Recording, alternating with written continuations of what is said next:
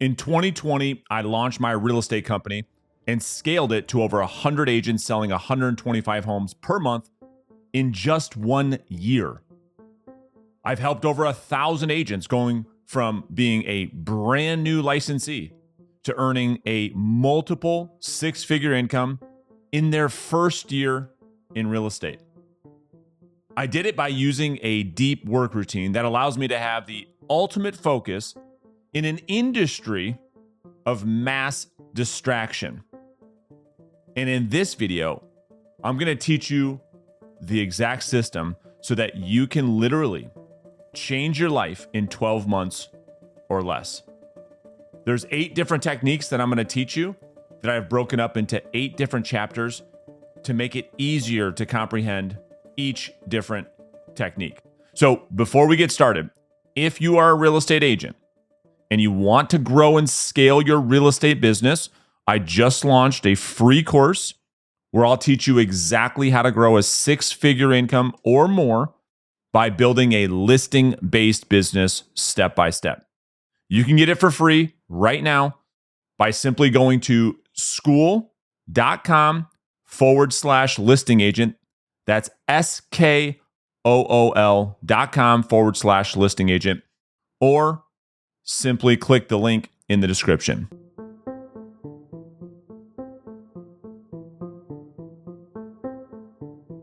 So the first thing is to figure out exactly where you want to be in 1 year. You have to answer the question, what do you want? Now, when I talk to real estate agents, most of the time, and I simply ask them, what is it that you're after? What is it that you actually want? I get a bunch of vague responses like, well, I want to be successful. I want to have freedom of schedule. I want to make a lot of money. And there's these vague, unclear, pie in the sky type responses. And believe it or not, it is hard work to figure out exactly what you want and where you want to be in 1 year. And so the first thing is really, really separating yourself from the clutter, sitting down, wherever that might be, in a quiet place, on a walk. We're going to talk about that later in this video. And figuring out, okay, what is it that I absolutely want in 1 year from now for my life? Where do I want my business to be? What do I want my fitness to look like? What do I want my finances to look like? What do I want my relationships to look like? And you literally want to design it in vivid detail. This is what the brain needs to get results. It has to understand clearly where we're going. If you're constantly living in these vague pie in the sky, visions, and there's no clarity, the brain doesn't know how to associate an action for you to get what it is that you want. Then once we figure out exactly what it is that we want, we have to ask ourselves, why do you want it? We have to figure out, do you really, really want it? Or do you want to want it?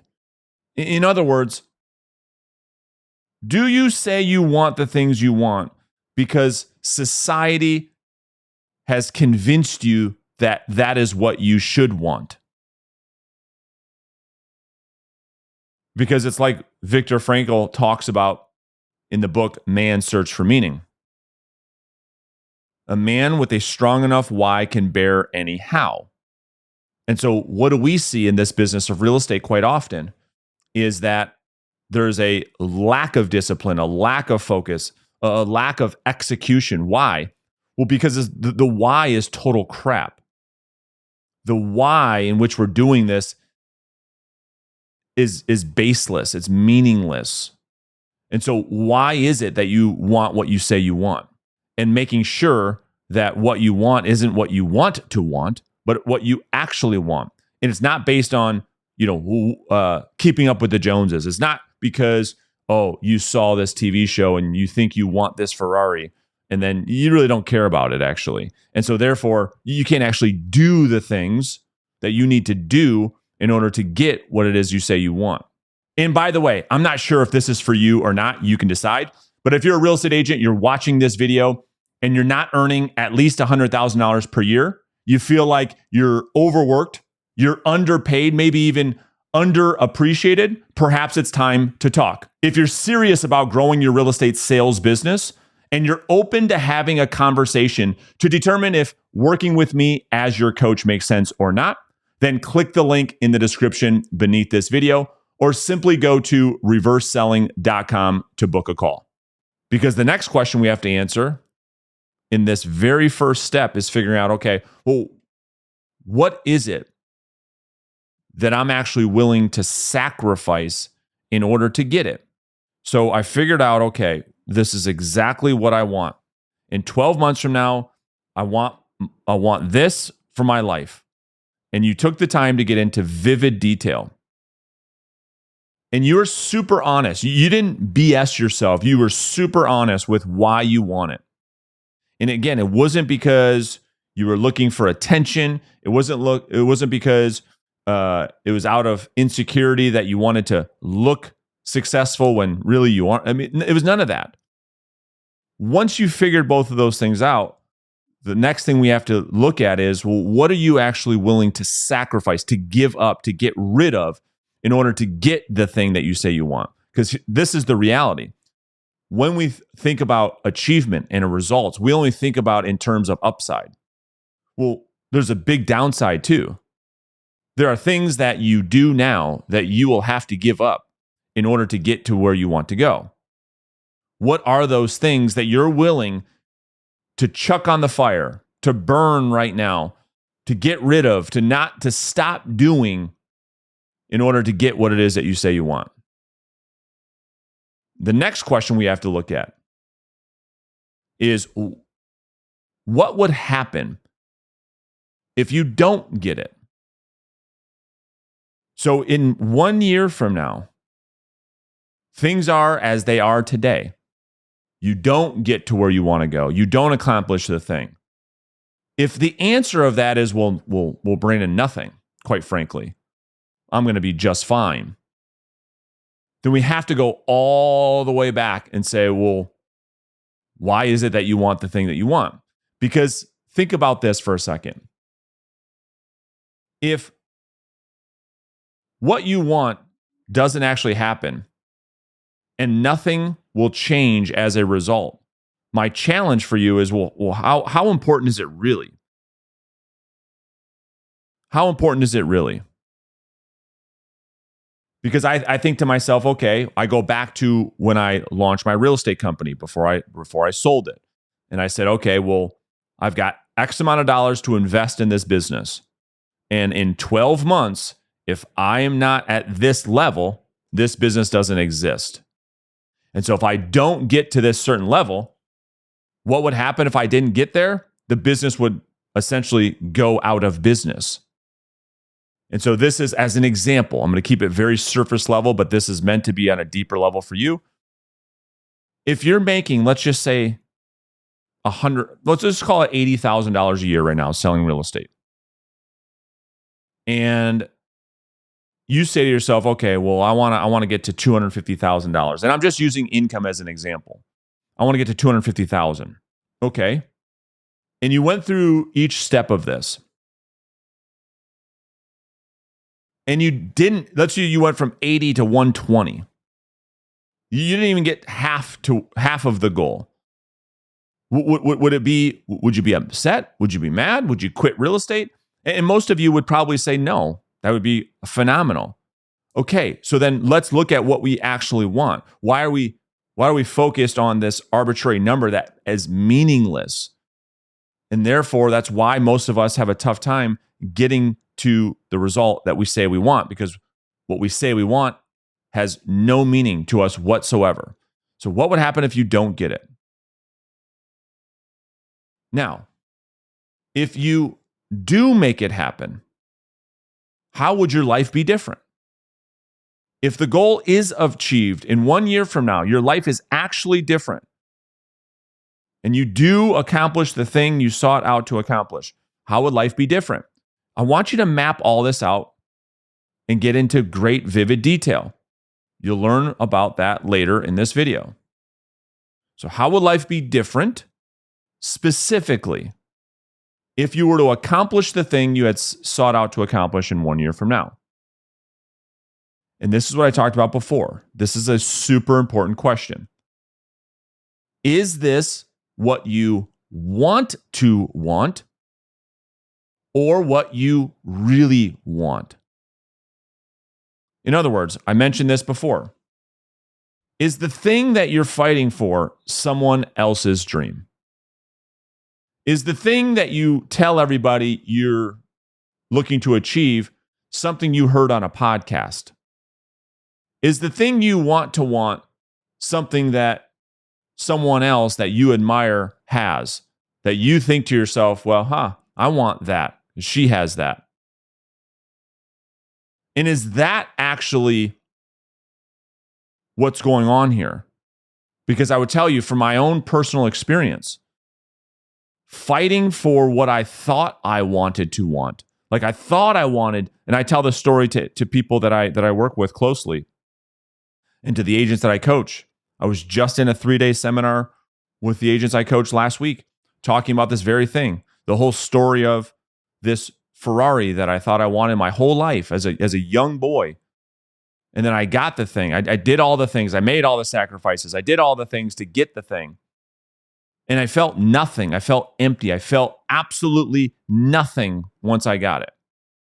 Because it's what I thought, it's what I wanted to want. The idea of being able to own a Ferrari was something I thought I really, really, really wanted. And then when I got the thing, I felt nothing. In fact, I felt a little pissed off, quite frankly, because I'm like, this is it. This is what I have had on my vision board for the last 20 years that I thought I wanted to want because I thought it was cool to have. And then you get the thing and you find out, man, it was all for this. So challenge yourself to fight for what you actually want your life to be like, and that you're not fighting someone else's dreams.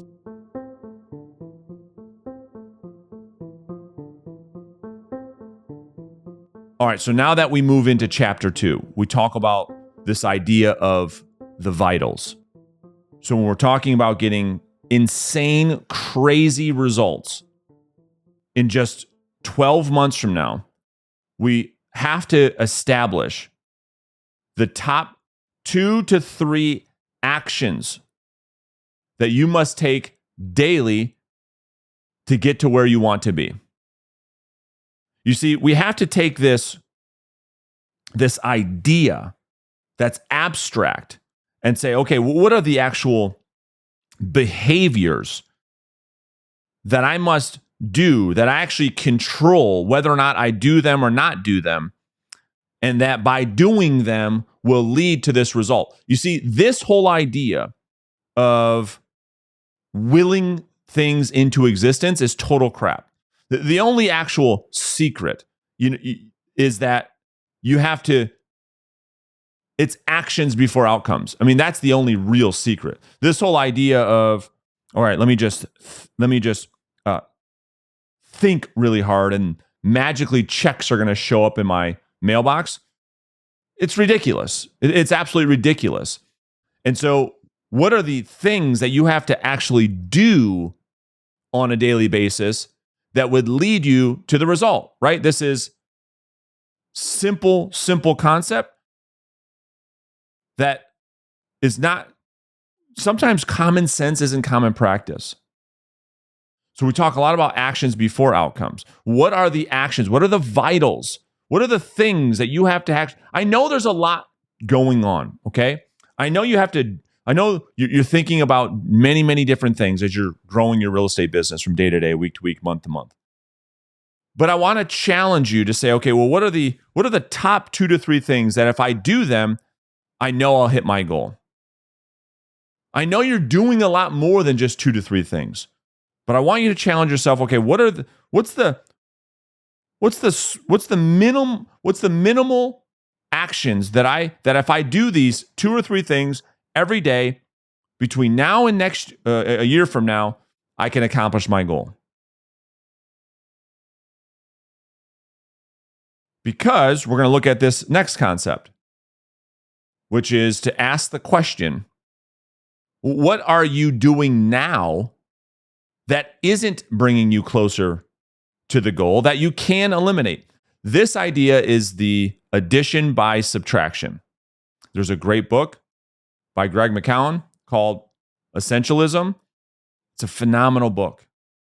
And the whole idea is that we trick our brain into doing things that we deem important that are not urgent.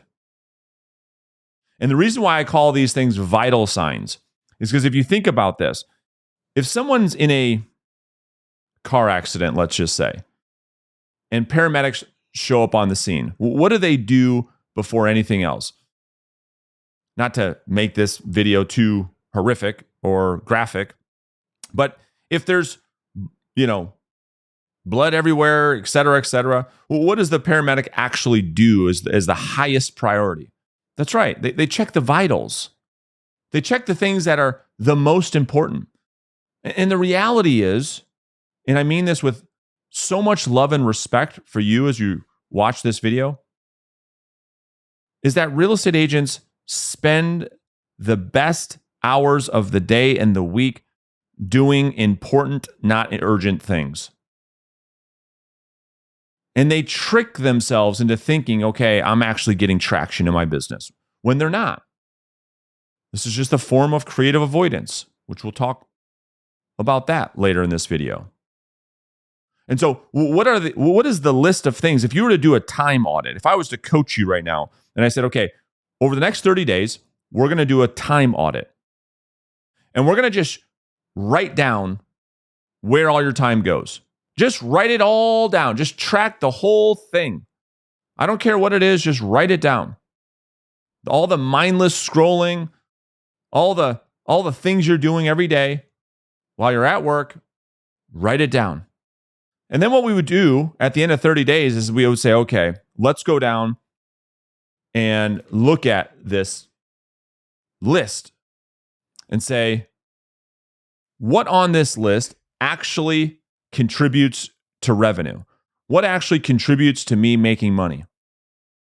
And what are the things on this list that if I didn't do them, I'd actually still make money? You see, that's the question. What on this list of things I'm doing now that if I didn't do them anymore, I know it's scary, stick with me, that if I didn't do them, I would still make money. I'd still get clients. I'd still give my clients great experience. Because then you start to ask yourself the question, well, why am I doing these things then? I'll give you a great example. I was on a coaching call with one of the agents I'm coaching, and he was talking about, Brandon, I don't have time to do, these daily social media posts. And I said, okay, let's talk about this for a second. I know he said, vividly, he said, I understand how important it is to build a personal brand, which I agree. It is super important to build a personal brand. However, listen, is posting once per day on social media more important than prospecting? Is it more important to go on listing appointments? You see, that's what's going on. Is agents are prioritizing things that, yes, are important, and they're skipping over the things that are urgent. You see, they're bypassing the vitals, the vital few things, for the things that they say, okay, well, I know this is really important to build a brand. Yes, but not to the extent of failure. You see, your personal brand is irrelevant if there is no business to build a brand around. Yes? So it's this idea of prioritization. It's the difference between important and urgent. And how are you managing the two things? Yes, building a person. This is not about personal branding. I'm just giving you an example. Yes, personal branding is important, and you should potentially allocate time only when the vital few have been done first. If you are prospecting and if you are going on listing appointments and if you are servicing your clients and all of that is done and somehow you've got this extra time, then sure, you can spend time on building your personal brand on social media. Now, I think it's clear, but nothing should be prioritized over these 2 to 3 vitals. Otherwise, you've got your vitals confused with something else. So it's kind of like I was just saying. If you are busy, and I know you are, you're not lazy. That's not the issue here. So if you feel like, man, I am swamped, Brandon, I'm working 6-7 days a week, I've got all this stuff on my plate, and you're not where you want to be, my challenge and my question for you is, well, where's the time being spent? And what you're probably going to find is that you're spending so much time on things that if you didn't do them and you burned them, just like we talked about, getting rid of it, you'd have all this time to do 2 or 3 vitals. Now, the questions I often get is, well, Brandon, what do you mean? What are the 2 to 3 vitals? Well, I want you to challenge yourself, but I'll give you on the right track. Could you take a listing? Could you go out there and get a new client as a real estate agent? Could you do that if you didn't talk to anybody? If you never talked to any prospects, you never had any conversations, you never had any email exchange, you never had any text communication, could you actually go out there and acquire a client and generate income for yourself? Hopefully you're saying no, that'd be pretty tough to do. So let me ask you another question. Could you acquire a client, go out there and take a listing without doing a happy hour once a month? The answer would be yes. And this is just an example. So there are a lot of agents that, spend their time, prancing around town. They call it networking, showing up to this thing and that thing, having a drink here, going to a social here. They don't actually do any conversations with people that are buying and selling homes. They don't actually meet with any of those people, but they spend hours every single week at these networking events. So my question is, could you actually go out there and list a house without doing the nightlife thing? That's just an example. Let me give you another example. Maybe that's a bad example. Can you go out there and list a property without posting on social media? Yeah, of course you could. The posting of the social media isn't the thing that's allowing you to go meet with Bob and Nancy Jones to list their house. What was it? It was the actual conversation with Bob and Nancy Jones that led to an appointment. And it was the meeting of the appointment. It was the meeting of them at their home that you get it, right? And so let's not prioritize all this extra stuff that, yes, is important, but it's not urgent.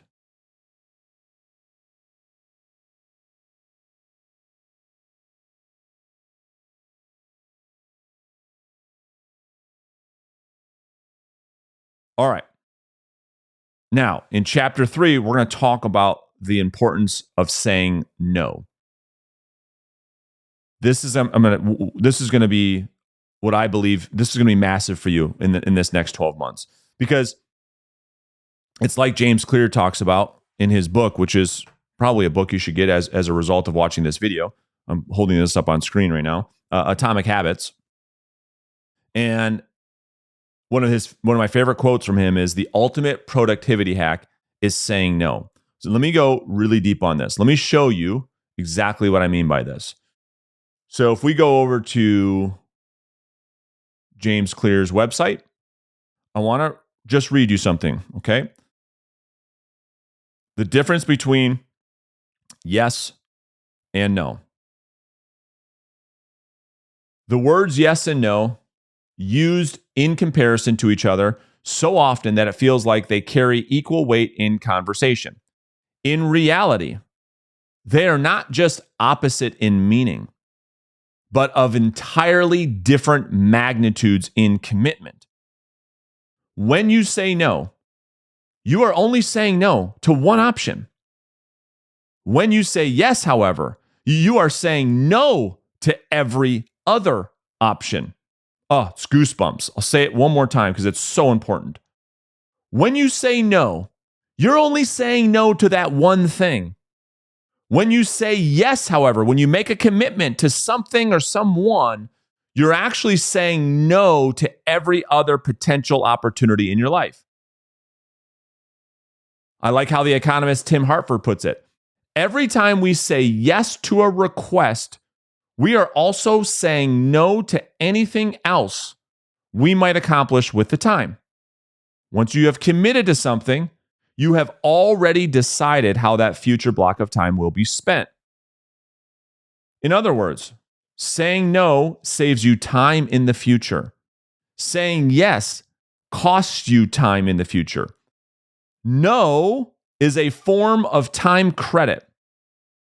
You retain the ability to spend the future time however you want. Yes, on the other hand, is a form of debt. It's a form of time debt. And you have to pay back your commitment at some point. So, no is a decision. Yes is a responsibility. All right, this is super, super powerful. So, I want to introduce you to this concept of the no challenge. We say yes for so many different reasons. We say yes because we like the idea of being wanted. We say yes because we like the idea of being needed. And it comes in so many different forms, especially in the world of real estate agents. You know, it's like Nancy comes knocking on your office. Hey, you want to run to Starbucks really quick?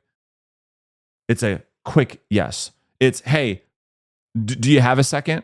It's always a quick yes. It's, hey, can you help me with this thing? It's a quick yes. It's a new shiny object. It's a new way, this new marketing thing to get clients without having to do any work, sitting back and clients just come to you. Oh, yeah, it's yes every time, right? Well, here's kind of how our whole life's made up. It's made up of spending our time doing things for other people based on their agenda. That's how most of us live our lives. If you follow a real estate agent around, it's like a pinball game. It's just bouncing from one thing to the next of one commitment or yes after another without any thought whatsoever, and therefore productivity is a joke. It's laughable because every single time the wind blows, they go in that direction because of how desperate and needy they are for money. So they just say yes to everything because they want to hedge. They don't want to feel like they are missing out on anything. So they just say yes blindly to every single request. So here's the no challenge. The no challenge is to do the exact opposite. It's to actually think about things in terms of, okay, if I say no to this thing, I'll give you another example. If I say, let's just say prospecting. I know it's laughable, but let's just say you're actually prospecting and you get a phone call from the lender who is representing the buyer on your listing. And you said, okay, well, my old self used to just answer all these calls all the time because, heck, anything that could get me out of prospecting, I'm going to do it, right? And then I'm going to just say, well, I've got all these distractions, Brandon, that keep me from prospecting. When you're actually you're actually the distraction. You're the one actually inviting the distraction. If you say no to that and you actually continue to stay focused, we're going to talk about all types of different techniques later in this video on how to do that.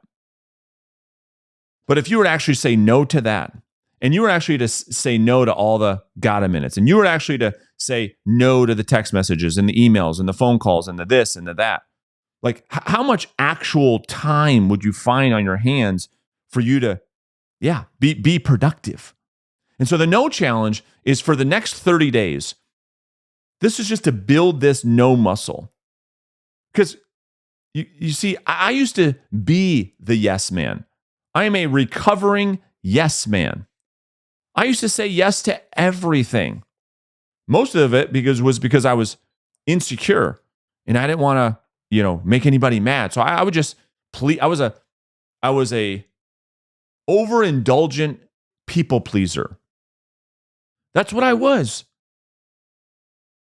And it wasn't until I understood that I could actually say no to people and get them to thank me for it that I was actually able to build something of any real, tangible, meaningful results, quite frankly. And I know people like this all the time. They just say yes to everything. Hey, can you come to our networking thing Friday? Yep, I'll be there. Hey, can you do this thing on Sunday morning? Yeah, yep, I'll be there. And so the no challenge is for the next 30 days, is to say, okay, everything that's going to come towards me, that stuff's not going to stop. The world doesn't revolve around you or me or anybody else. That's the requests are not going to stop. The challenge is to say, okay, before I say yes, does this thing align with my North Star? Does this thing align with my vitals? Does this thing align with where I want to be in the next 12 months? And if it doesn't, say no. And you can say no without being a jerk. Here's how you do it. Here's the script for saying no. So, Joe, I appreciate you thinking about me. I've already got a prior commitment on that day and time. But if that changes, dude, I would love to be there. That's all you have to say. Listen, I would love to grab a cup of coffee with you, but I'm committed to this other thing right now. If that thing ends for some reason, it ends early or I get out of it, I'll let you know. Is that cool? Is that fair? That's all you have to say. All we do is thank the person for thinking of them to do the thing. And you could do this, you can automate a lot of this. The phone calls, the text messages, the phone call. The phone call comes in. You have a voicemail greeting during the hours of the time that you're supposed to be productive doing your vitals that says, hey, listen, thanks for calling. You've reached Brandon with XYZ Real Estate. And right now, I'm working with clients. And so I will return all phone calls, all emails between the hours of X and X. Please leave me a voicemail and I'll call you back then. That's all you have to do. Same thing with email, same thing with text. Have a text autoresponder to say, hey, listen, right now I'm doing what I'm supposed to be doing. That's not the script per se. Right now I'm doing this thing, and here's when you can expect to get back. Here's when you can expect to hear back from me. Then you don't have to worry about, oh, am I not giving good client service and all that crap that realtors have between their ears? Like, you don't have to worry about any of that stuff. And we'll get into different techniques and all of that to make all of those distractions go away. We're going to get into how you can do that later in this video.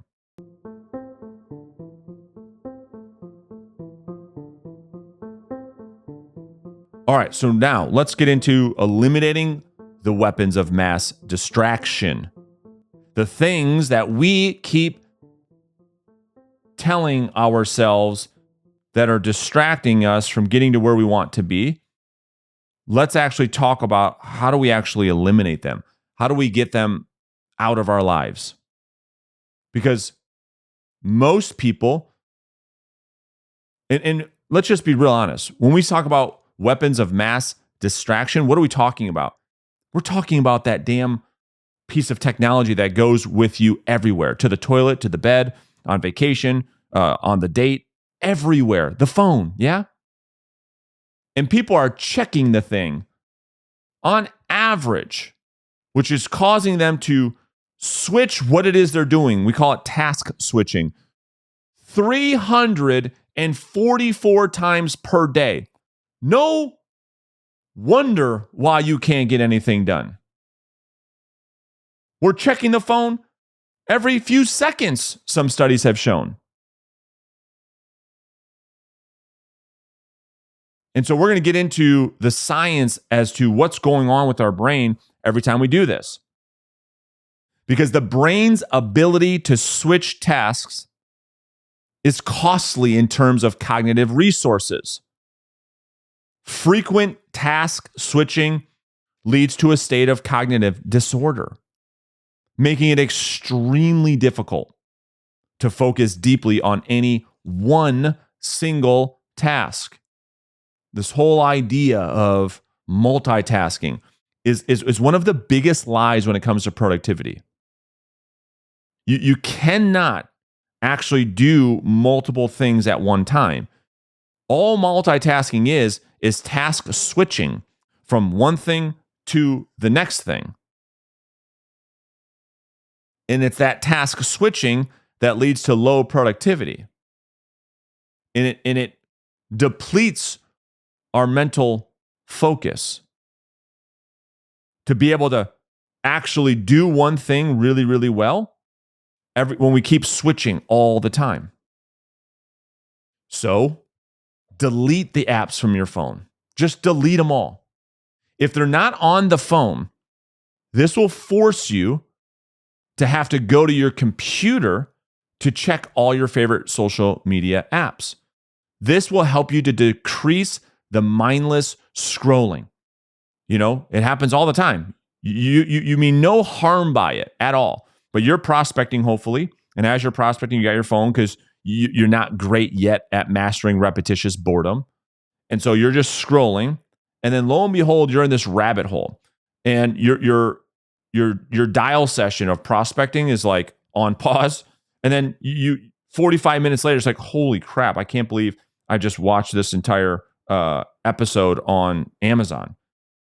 You didn't even understand how you got to the episode on Amazon by just mindless scrolling. And then you saw this trailer and it said, hey, check this out. I was like, wow, that seems really sweet. Then you led to this thing, then to that thing. And then lo and behold, it's like you got through, the first episode of this new season.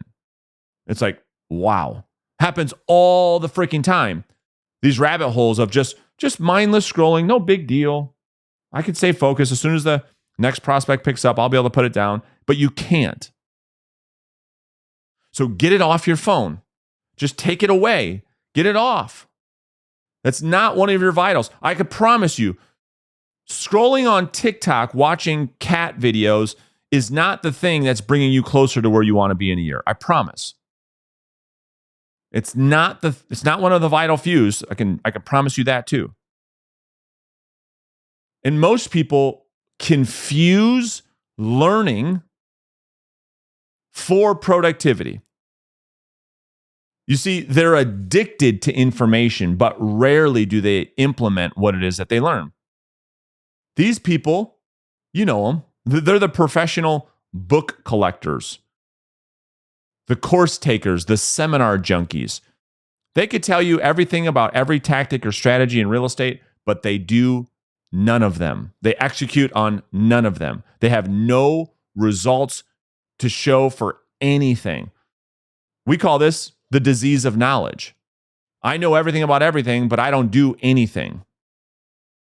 These are sometimes the agents that are the most broke because they confuse this idea of being productive with, I'm learning about this new tactic or strategy. Yeah, I understand you're getting dopamine from that. I understand that you feel good because of the newness of chasing shiny objects. I understand how good that feels in the moment. Like, okay, this is going to be the thing. I haven't been getting any results doing this tactic or that tactic. So this new idea is going to be the thing. This time, I promise this is going to be the thing. And so we confuse, okay, I'm going to read this book and then that book, and I'm going to go to this seminar and that webinar and this course and that thing. And in the moment, you feel like, okay, I'm making traction. But you already know this. Results lives in your ability. The results lives in execution, in the implementation of the information. Otherwise, it's just mental masturbation. It's just more and more information. Just keep feeding yourself with just information. It doesn't do a whole lot, does it? So this leads us to a concept called pseudo-productivity. This is a term to describe this phenomenon that we're talking about right now, where visible activity is mistaken for actual productivity. And this concept reflects how knowledge work often mixes being busy with actual meaningful output. Right? You kind of you go through to say, okay, I'm gonna listen to this hour-long podcast on YouTube, wink, wink. And as a result of that, it's gonna do this or that. The stuff I'm showing, the techniques I'm teaching you in this video will make no difference without your ability to implement them. You saw the title of this video and said, hey, this will change your life in 12 months. Only if, I should have put a disclaimer, only if you actually do the things I'm going to talk about in this video. The information in the video isn't going to do anything. Which then leads us to this other idea of moderate behavioral addictions. You see, many individuals experience attention issues not due to neural rewiring, but as a result of behavioral patterns developed through task switching and digital distractions. And psychologists refer to these as the moderate behavioral addictions that are running and ruining our lives.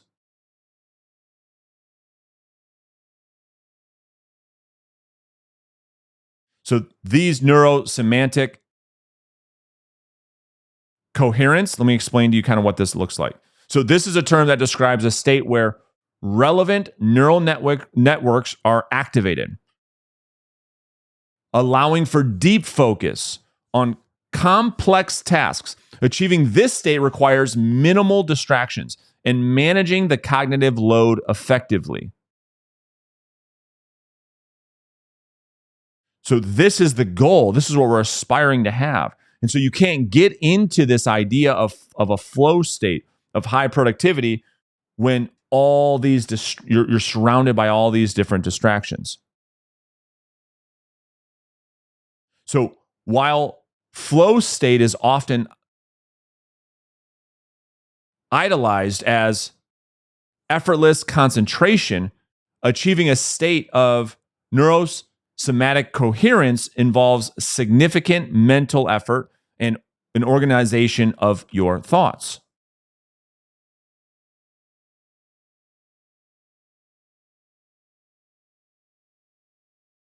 So, one of the ways in which we can do that is to go to freedom.to. So, this is a really, really cool app that actually blocks things on your phone and your computer. So, the whole idea of getting into this flow state where you can actually have mental focus to execute on the tasks that are the most important, aka the vital signs. Freedom, this website, will actually block the websites that are distracting you the most under which times you deem it to block you. So if you've got, which we'll talk about time blocking and sprints later in this video, if you've had this block of time where you want to focus for, let's just call it an hour on this task that's really, really important, you could go to this website, freedom.to, and you could say, okay, I want to block down YouTube under these hours of the day. I just can't go to this thing. I get lost in these rabbit holes. And you can't even go to it. You can't even unlock it yourself. That's why this thing is so powerful. You can't say, well, I really want to watch this new video. Let me go on. Nope, it doesn't work that way. Once you lock it down, it's locked down. A lot of you, just the thought of that, say, well, I don't want to do that. I don't want to limit myself. What if I want to get into this, dopamine fix? But this, for those of you that really want to change your life and really want to get results, you'll go and you'll do this.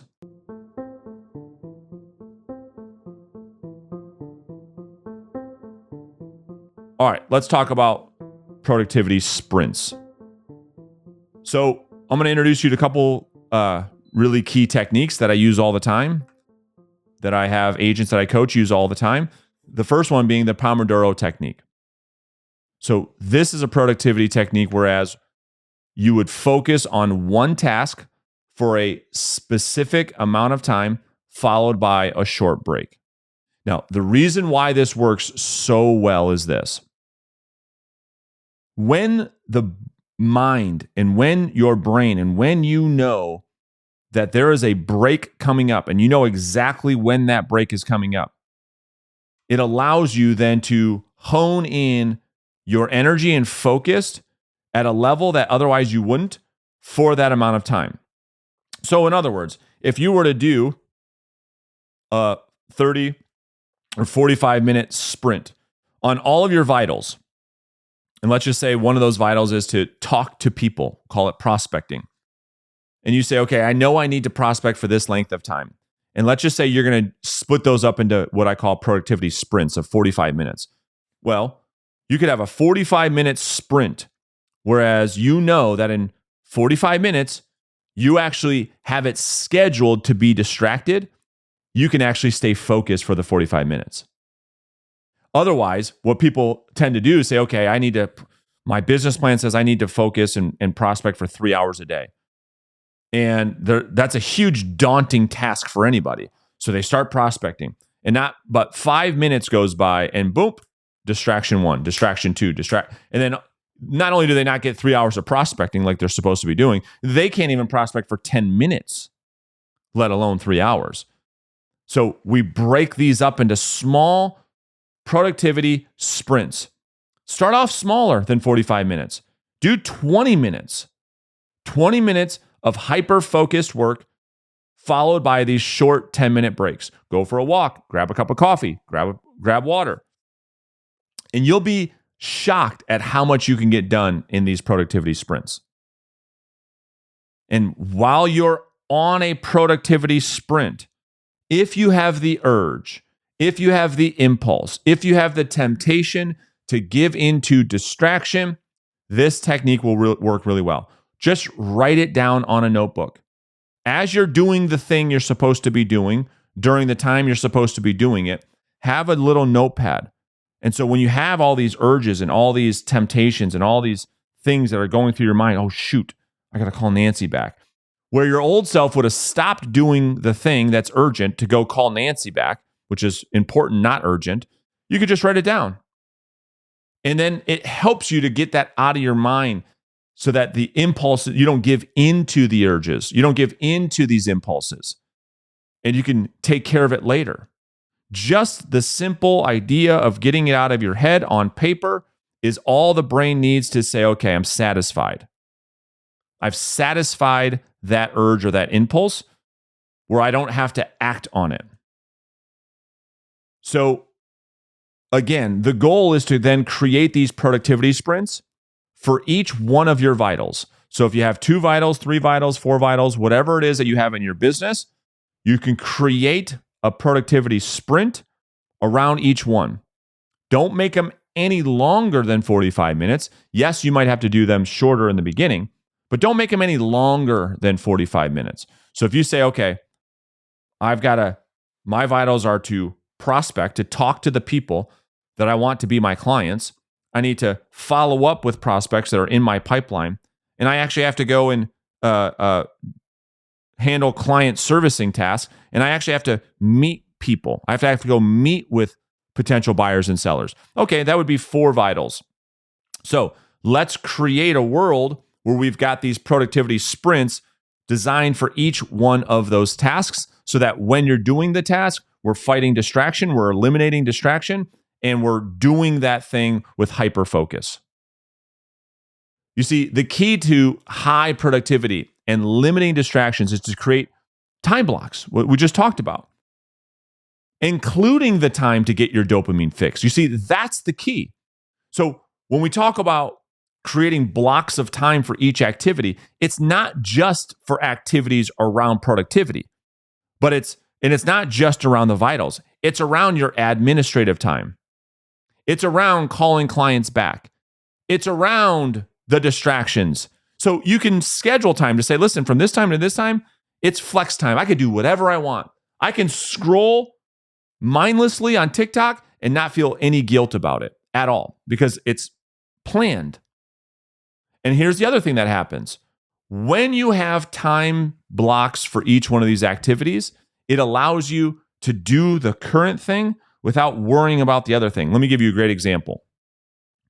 This is one of the biggest things that happens to real estate agents and causes them to have a lack of productivity is they start off with the best intentions to say, okay, I'm going to master the morning. I'm going to do exactly what Brandon asked me to do. I'm going to focus for an hour and I'm going to get this prospecting done. And then a client calls them back and they don't have this, client calls them. They don't have these blocks of times all mapped out. And so again, they're doing a very, very hard task, which is prospecting. It requires an insane amount of mental toughness, mental discipline, high energy, high focus. And so Nancy calls and the thing on their phone comes up. Oh, Nancy. It's like, oh, they think that that's a distraction. It's them actually picking up the phone that makes it a distraction. And the reason they pick up the phone, this is the point. The reason they pick up the phone is because they don't have a system. They don't have a block for when they call clients back. So therefore, they have to feel reactive. They have to react to everything. They don't have a system where they call clients back between 1 and 2 p.m. every day. If they did, however, they'd be able to simply, set an expectation with Nancy to say, Nancy, I call all my clients daily between 1 and 2 p.m. That's when you can expect to hear from me. So when Nancy calls you at 10 a.m., she doesn't get mad that you don't answer. She doesn't get upset. She doesn't get frustrated because she knows, hey, this is what her voicemail sounds like. Hey, Brandon, I know you'll call me back later this afternoon between 1 and 2, but I just had a quick thought. That's what your clients start to say. Your clients will text you, hey, listen, I know we're going to talk later today between 1 and 2, but just had a question about X, Y, or Z. And now you can have a peace of mind to say, I don't need to act on that because I've got a system that allows me to handle that at this point in time.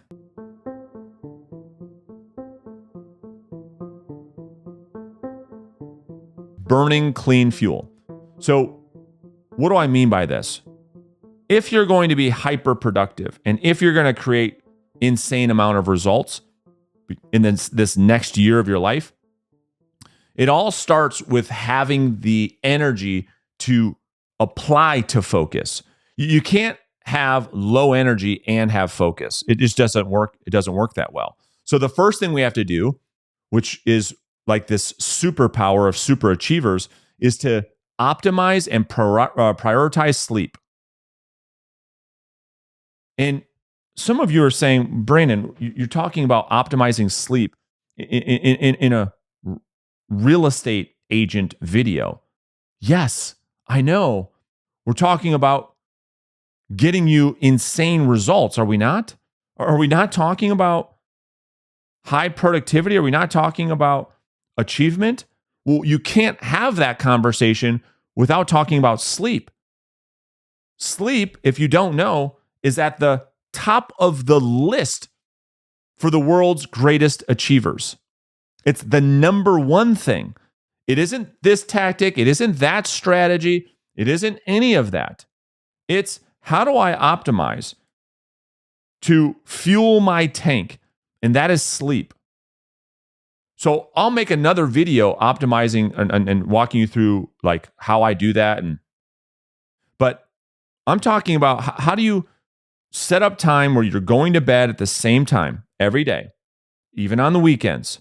How do I wake up the same time every day so your body gets trained? How do you actually optimize for getting actually really good sleep? What is the nightly routine? For me, it's getting into warm, or now because I have a hot tub, hot water, which relaxes the muscles, which tells the body it's time for bed. I used to talk about, taking a hot shower. So now it's hot tub, hot shower. It was part of the nightly routine. Also, part of the nightly routine to optimize for sleep is to journal and reflect on the day so that the whole night you're not thinking about, oh my gosh, this, that, the other thing. You've planned tomorrow today. You got all this stuff that you're worried about tomorrow planned out. So you can actually say, okay, I got it out of my head. I don't have to remember this all night as I'm sleeping. What's the temperature at that you like it at to be comfortable to sleep? All these things are super, super important so that you have the energy to focus. You have the energy for discipline. Discipline, you already know this. You talk about going out a whole night of drinking and partying, and the next day, tell me about your focus and your discipline that next day. It's laughable. All hell breaks loose. All commitments are thrown out the window that next day, are they not? It's like, oh, yeah, eat like an absolute asshole the next day. Sleep the entire day away. Don't do anything. It's a wasted day, is it not? So that's my point. That'd be the opposite of optimizing for and prioritizing sleep. That would be, okay, I'm going to be reckless with my body, and then watch how productive you are the next day. The next thing we have to look at when we talk about burning clean fuel is this idea of time restricted feeding or energy restriction.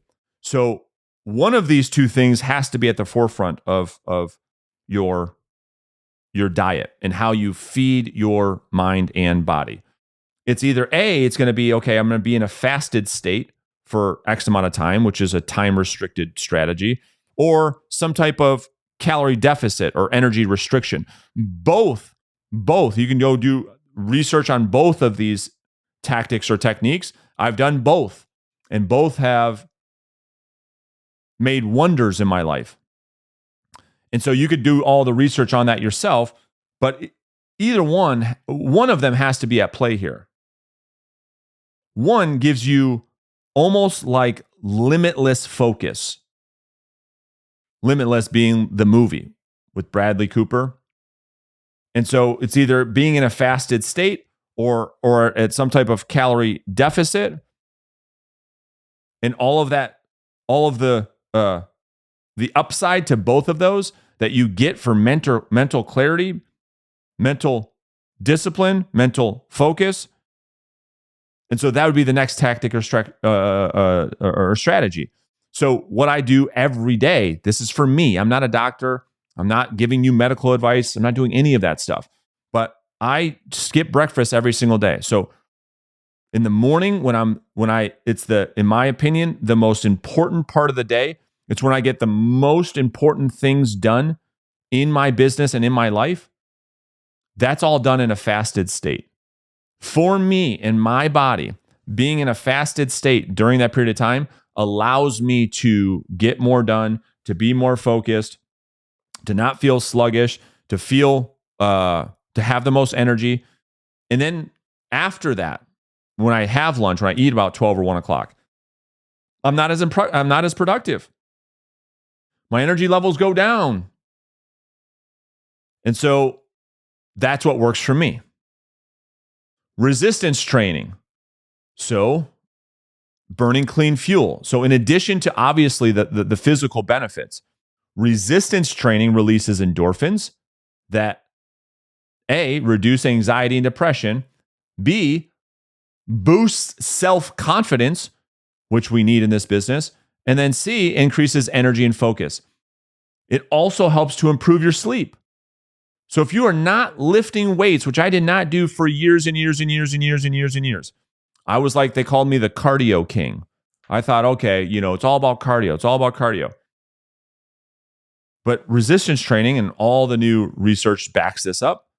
Yes, it has so much mental benefit for you, and it's not that cardio is bad, but the actual resistance training gives you the feel-good endorphins that you need to bring into your day.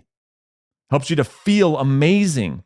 The days that you work out, how you feel versus the days you don't. And all the upsides to that. So making resistance training part of the new you. Walking 10,000 steps per day. I've talked about it at length. It's changed my life.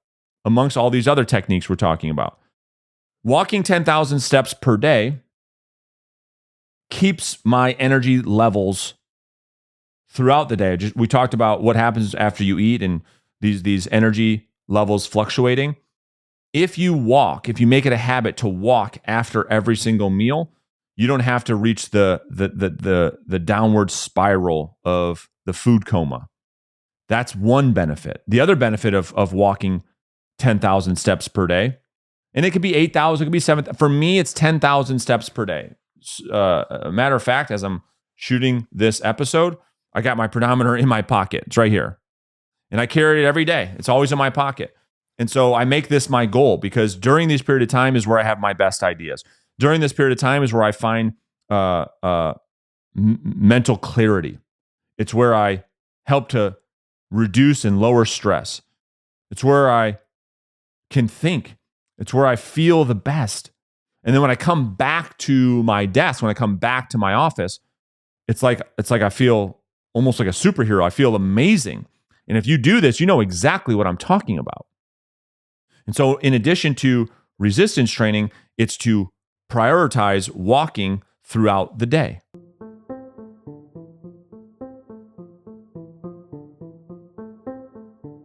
Rest and recovery. Let's start off this chapter by talking about the idea of not being bamboozled by hustle culture. I was, quite frankly. I will be totally upfront about this. I was so ingrained in this idea of hustle culture that I was completely and utterly burnt out. I thought that the idea of super achievement was to grind my face off. Grind, 7 days a week. And sure, you have to work hard. I mean, there's no doubt about that, but I'm going to talk about some techniques here in a second. However, it's just like working out. Muscle growth happens during recovery, and the working out of the muscle is where we're breaking down the tissue. And so I think about that in the same way of getting results. You see, putting forth the output of effort and doing of the work is the thing that you need to do, number one, but then to keep that going on any type of long-term consistent basis, which is what everybody tells me they struggle with. Consistency. They can do anything for a day or two, and then they tell me they get burnt out. And if you don't prioritize rest and recovery, you can't be productive long-term.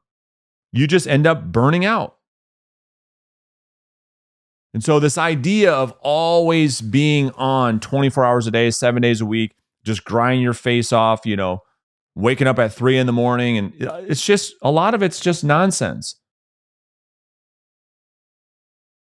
And so that brings me to the entrepreneur's dilemma, which is what I call it, which is the reason why you probably do feel burned out. And that's because for a lot of you that are real estate agents, aren't working when you are supposed to.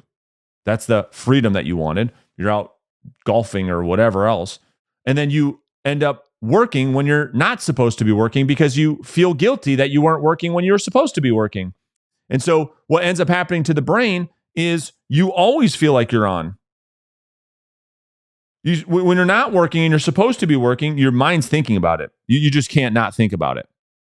And because you're not working when you're supposed to be working and your mind's thinking about working, you're working, then you put yourself in a position when you're not supposed to be working, nights and weekends with your family, you are working because you feel so guilty. And this is what creates burnout. This is why you always feel like you're working. You always know a realtor on vacation, right? They're the ones where everyone's doing the fun thing and they're off on a walk, negotiating the offer, right? You always can spot a realtor.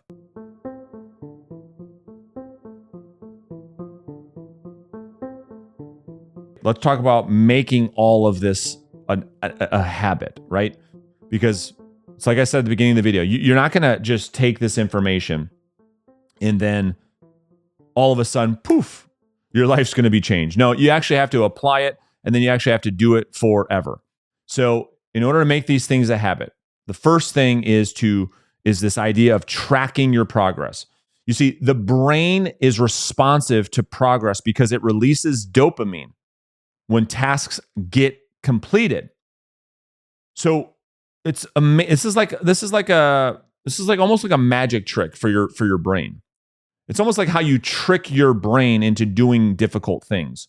And so when I coach a real estate agent that has never tracked their business ever in their life, they've never tracked their prospecting, they've never tracked their numbers, they never tracked their activities, et cetera, and then they do, their consistency on that actual task goes up tremendously because they actually have proof, they have evidence of their progress.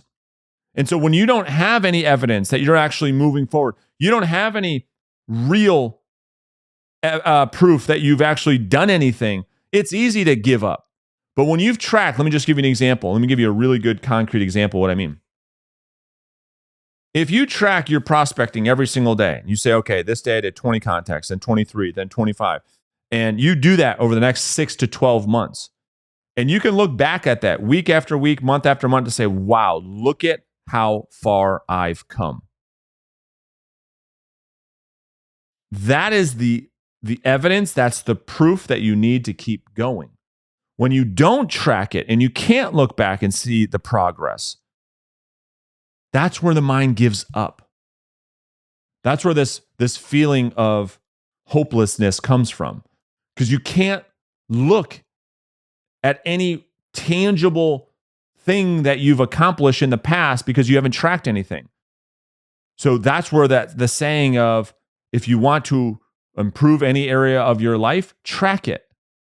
Just the simple idea of tracking everything will help to increase the behavior. It's almost guaranteed. The next technique is this idea of not breaking the chain. So the person who made this famous was Jerry Seinfeld. Some of you have heard me talk about this before, and if you haven't, this is super powerful. So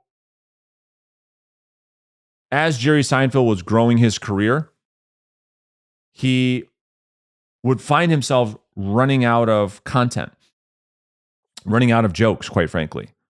And so he just didn't have this archive of content to pull from. And so he said to himself, okay, I need more. I know the work I have to do is sit my ass down and actually write. But he couldn't, just like anybody else. It's just like you, who you've got to prospect and talk to people, but every day you don't and you can't. This technique will help with that. So what he did was he said, okay, I'm going to sit down every day, and as I write new content, as I come up with new jokes, I'm going to mark off this big red X on a big calendar that sits in front of me. And all I want to do is create a chain of X's. That's all I want to do. And what ends up happening, and this is, James Clear talks a lot about this too in Atomic Habits. It's like magic that happens to our mind, is that once you start to create this chain of events, the idea or the pain of breaking the chain becomes greater than doing the thing. And this is like one of the greatest productivity hacks of all time.